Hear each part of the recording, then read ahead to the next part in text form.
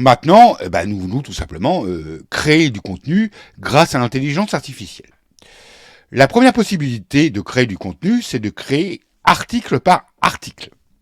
Donc nous allons pour cela générer un article et je vais vous montrer comment.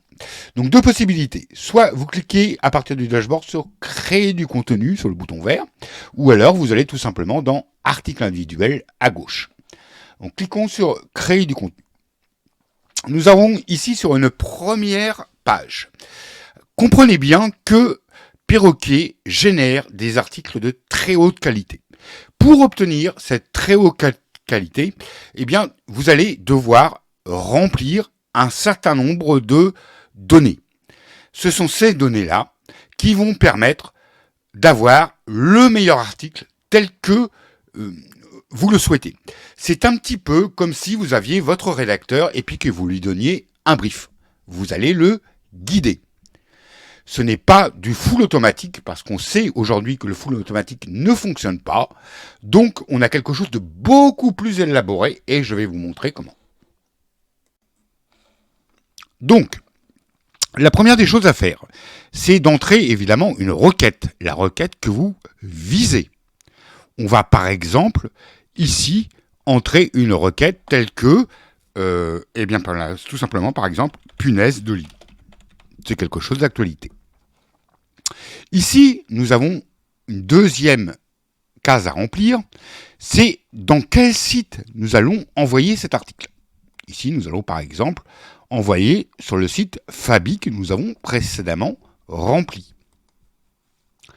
Ici, nous avons une possibilité de choisir une photo à la une, soit de type génération par intelligence artificielle, en sachant que là-dessus, nous avons fait de très gros progrès et les images sont plutôt sympathiques. Donc, ça vous coûte un crédit de plus si vous choisissez cette option, c'est-à-dire 10 centimes, donc c'est vraiment ridicule. Ou alors, tout simplement, vous voulez une image tirée de la base de données de Pixabay, mais là, vous n'aurez pas une image unique, vous aurez une image qui est déjà utilisée par d'autres. Donc, on va rester sur une image unique par intelligence artificielle. Ensuite, quel type de photo on veut? Est-ce qu'on veut une photo réaliste, une photo de punaise de lit réaliste, ou alors une illustration, donc quelque chose d'un peu plus cartoon. On va rester sur réaliste.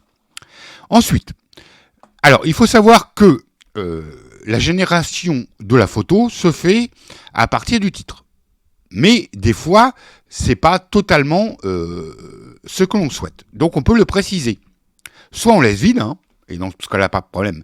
C'est automatiquement fait à partir de l'intelligence artificielle à partir du titre, ou alors on précise donc une punaise de lit en gros plan, par exemple, qui fait peur.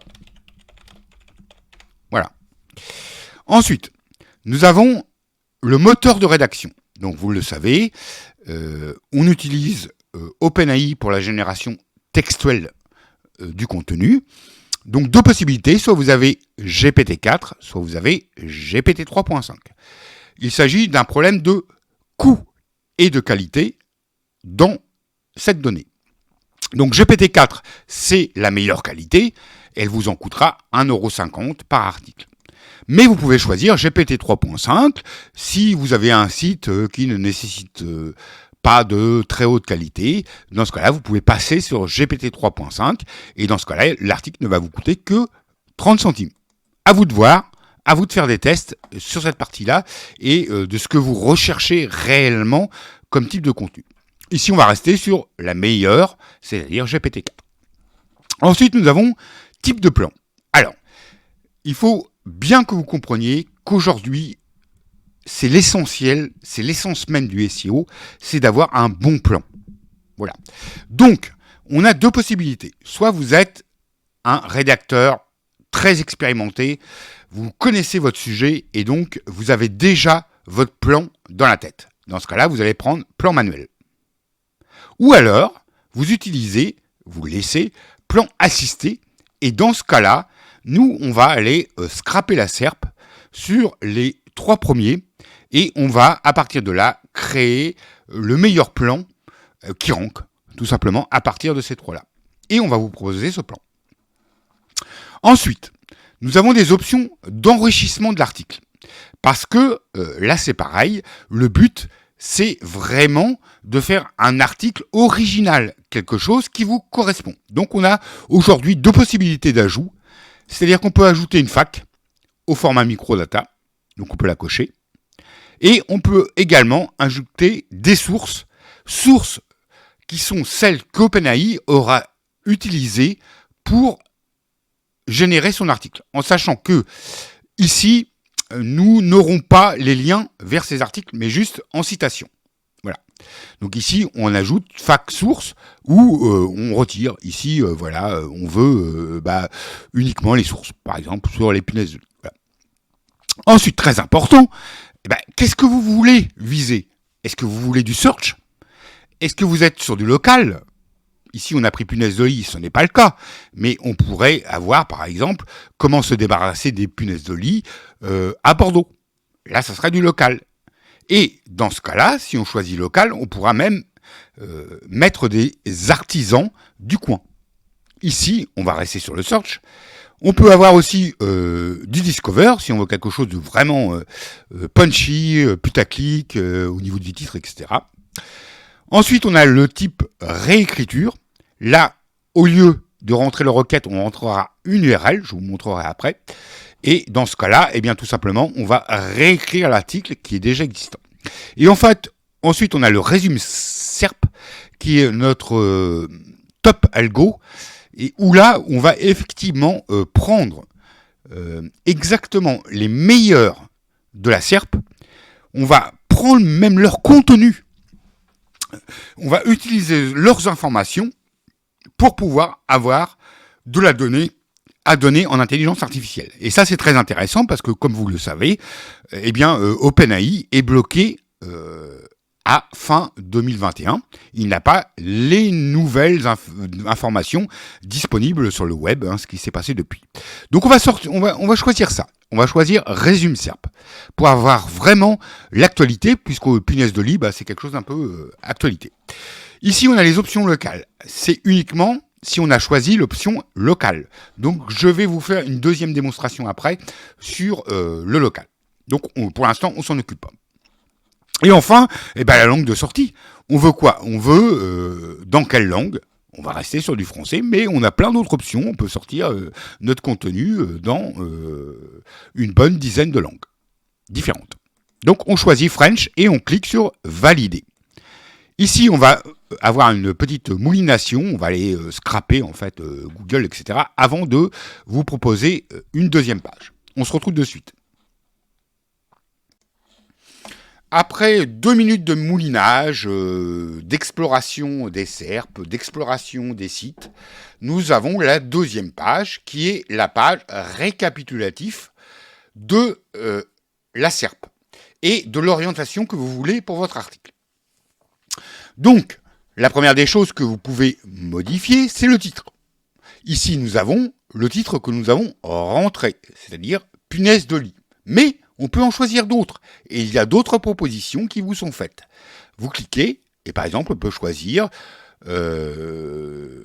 punaise de lit en France, de l'infestation, la panique générale. Voilà, ça peut être quelque chose de sympathique. Ici, nous avons récupéré tous les H1, H2, H3 des 3 premiers de la SERP, qui sont ici, qui peuvent vous donner des idées. Ici, nous avons le plan que l'on va utiliser pour notre article.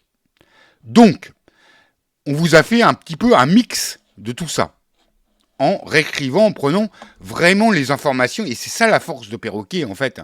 Il n'y a pas que OpenAI, il y a aussi de l'analyse derrière. Donc, on vous a fait un premier plan, un premier jet, que vous pouvez utiliser tel quel.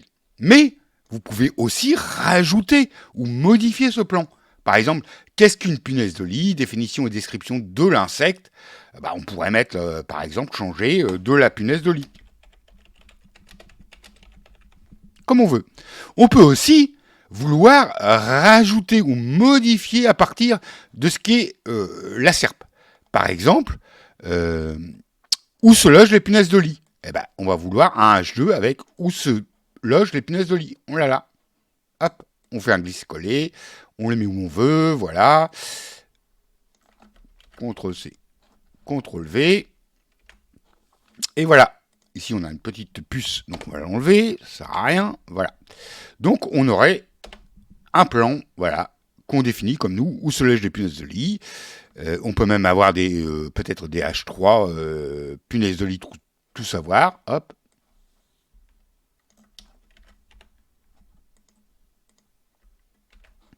Hop. Pas d'invasion. Sur CNN, Clément Beaune se veut rassurant auprès des punaises de lit. Hop, on va le mettre aussi. Voilà.